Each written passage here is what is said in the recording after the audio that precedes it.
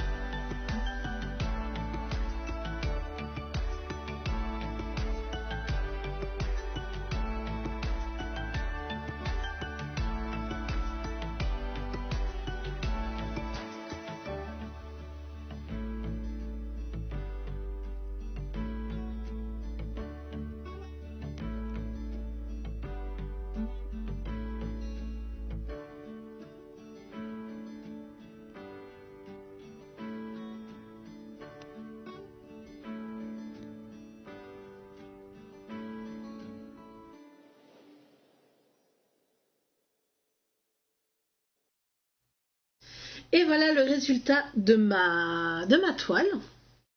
Donc après le back stitch et le fait qu'elle soit passée dans l'eau, je ne l'ai pas encore mis en dessous du fer à repasser, donc on voit. Hein, parce que quand je l'ai sortie du bassin, je l'ai un peu choc pour retirer toute l'eau dessus.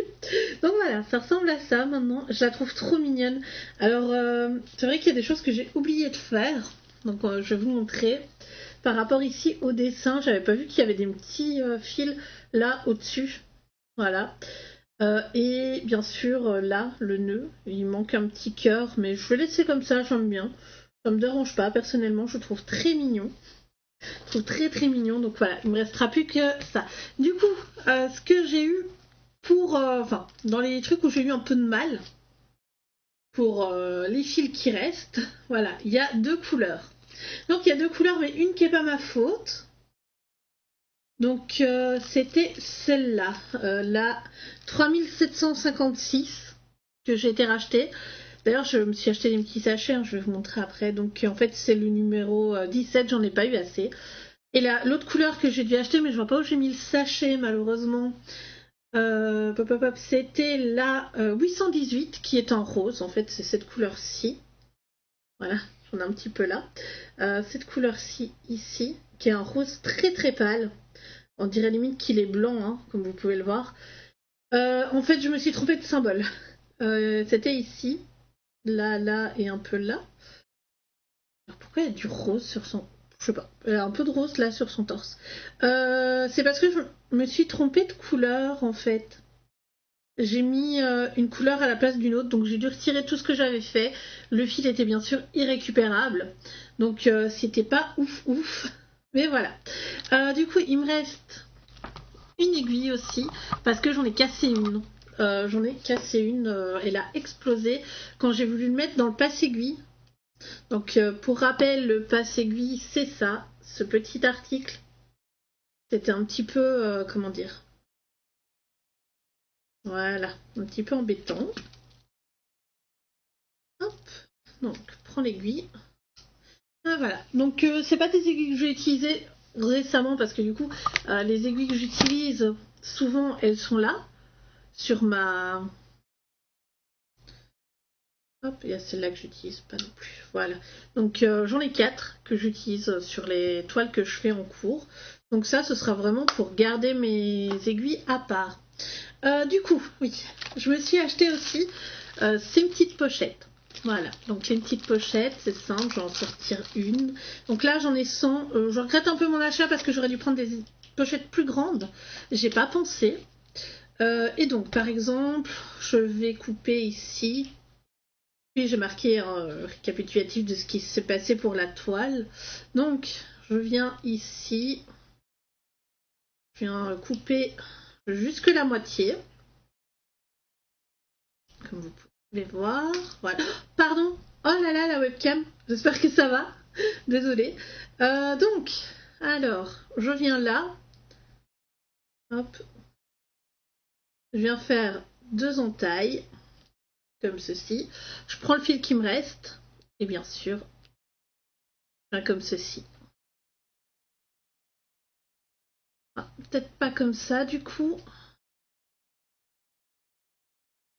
C'est la première fois que je le fais, hein, donc désolée. J'avais des trucs en plastique pour ça, mais je sais pas où je les ai rangés. Et je me dis, bah, ça c'est pas mal non plus, hein, comme petite idée. Au moins, on dépense pas d'argent pour acheter, parce que ce genre de petites cales en plastique qui vendent sur tous les sites chinois, c'est 3-4 euros je crois pour 100. Là, de toute façon, bah, vu que j'ai fait des entailles, ça va pas embêter le fil. On est tranquille. Donc voilà, je vais faire ça pour toutes les couleurs parce que justement, pourquoi je vais faire ça pour toutes les couleurs?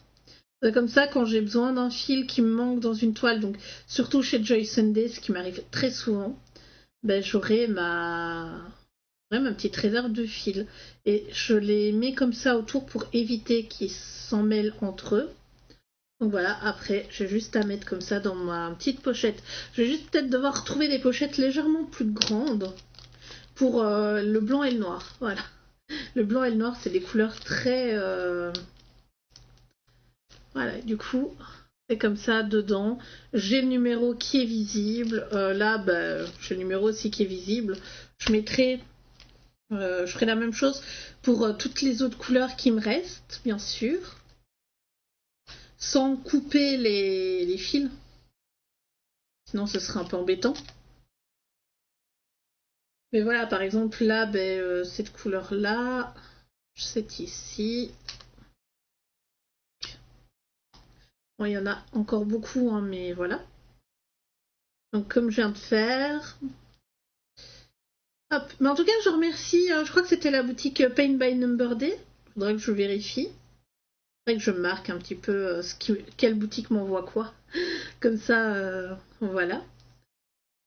En tout cas, elle était très chouette. J'ai réussi à la faire en une semaine. Bon, après, vous allez me dire, au niveau de la taille, c'est pas très grand, donc c'était quand même relativement simple à faire.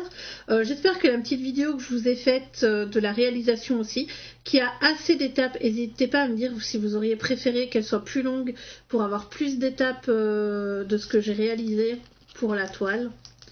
Mais voilà.